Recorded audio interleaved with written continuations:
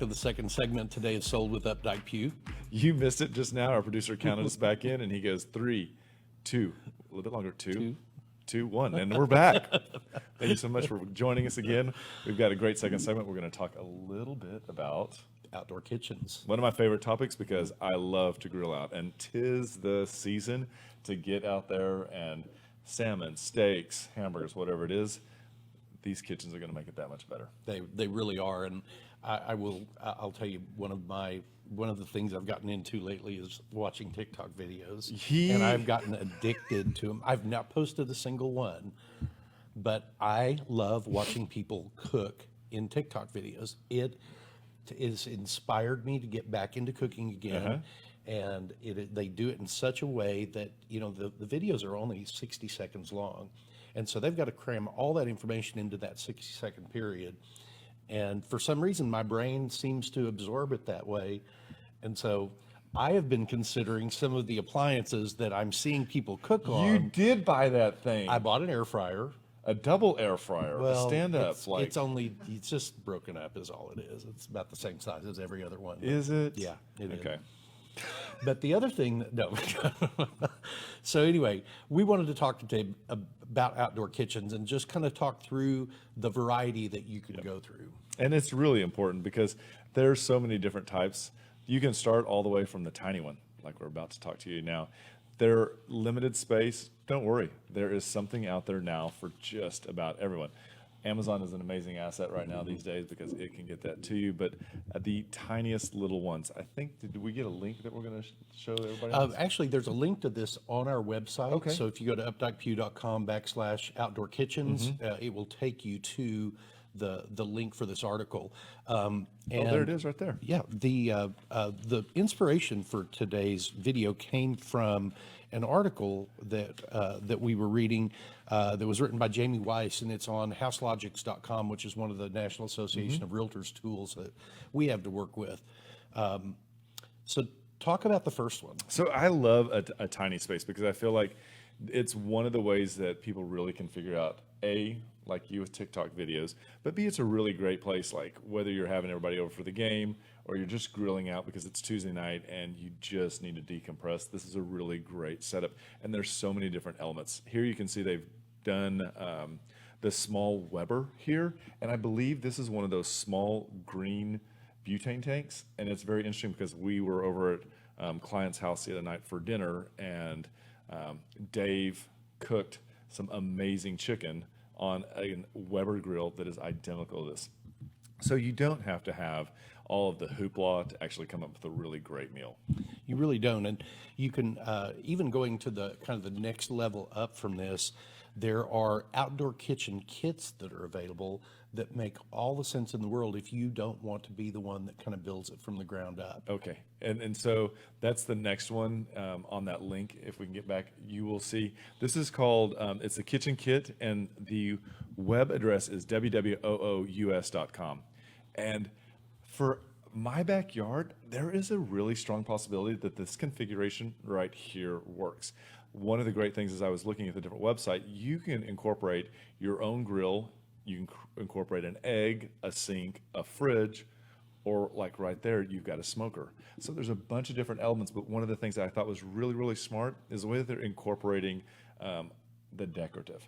They've really brought in the firewood to lay on the bottom to create a visual element, and I thought that it really just kind of worked. It's so well together to create, again, a modern yet warm, approachable outdoor kitchen. And this one is fairly inexpensive. The kitchen setup itself is about $1,500. Now that does not include the green egg, and that is not going to include the plumbing connection for making your sink live, but it is going to include most of what you see there in the picture. Yep, and if you're going to cook with an egg, there are plenty of YouTube videos for you to follow along. And I would encourage you to learn. That is a once you master the egg, you'll never go back. But it does take a couple of pork shoulders to get that figured out. It really does. I never did quite figure the egg out before. Jeff borrowed mine for what, 2 years? 2 and then years. You were like, hey, I'm done. And I was like, oh, okay, I'll be right So there. many other things to do. You did. You were Stand just around and wait on busy. wood chips. It is. All right, so we're going to jump over now. We're going to talk about the one that is made of concrete and steel. And I feel like this is something that we find a little more common. And I would say if I had to pick a developer that I've seen this used quite often would be David Weekley when he did the units that were there on Lemon behind Old Mario's. And I felt like he did a great job because I feel like these elements that he put in together made really useful outdoor spaces. And it maybe have been on the small side, but you got everything that you needed. Yeah, and he did those and put them up on the rooftop. So you had, you not only got the view, you not only created another reason to go up and enjoy your rooftop deck, but they were able to do, the cool thing about doing these out of the concrete and steel is much of this is wood frame, and then it's got cement board laid over the top of it, and then you can choose to coat the cement board with any kind of, you can do it with a resin or you could do it with a plaster product. They've also got the stacked stone if you want to do stacked stone or if you want to do true stone. Yeah, this is the style that I did out under my pergola on the wall. Oh yeah, where yeah. it was just cement board back there, and then I was able to go back in and put the coating back over it, put a texture on it, paint it, and that is a really good thing about about this level is you have the flexibility to do whatever plan you want. Right. I agree with this. The next thing we're going to talk about is outdoor kitchens with personal style. And I feel like this is really where people get to shine. And I think it's really fun because you can see who thinks that the kegerator is important, who is a grill master and wants to pull that keg. If you were my brother-in-law, you would somehow figure out how to incorporate a 15-foot smoker, which I just do not understand, but God bless him, it's enormous.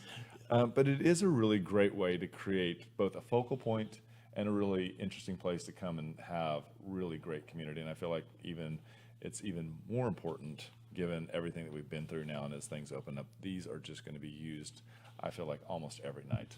I agree. And this is, people are going to come over to your house and hang out. And that's one of the things I really enjoy is entertaining. And, so when people come over, I want everybody to come outside and hang out and, enjoy the camaraderie. Yep. And the last one that we're going to talk about is an outdoor kitchen that says sit a spell.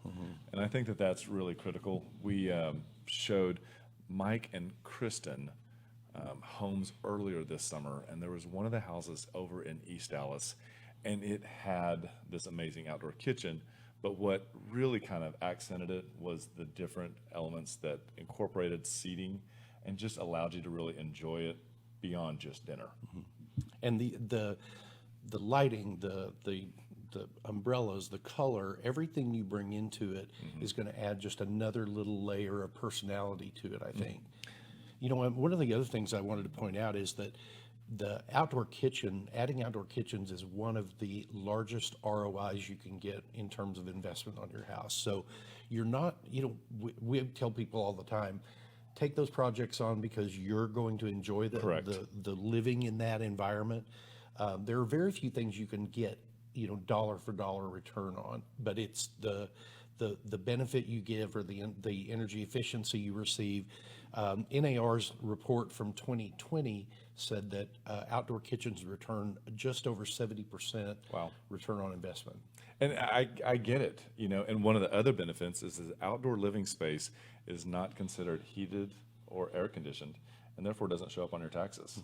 And so it's a really great way to create additional living spaces and really not have that tax hit you.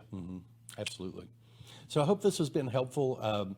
I hope that if you are planning an outdoor kitchen and you have any questions about what would be a good investment, what wouldn't, certainly give us a call. We'd be happy to talk to you about that. Yep. And just remember, we want to be your realtors for life.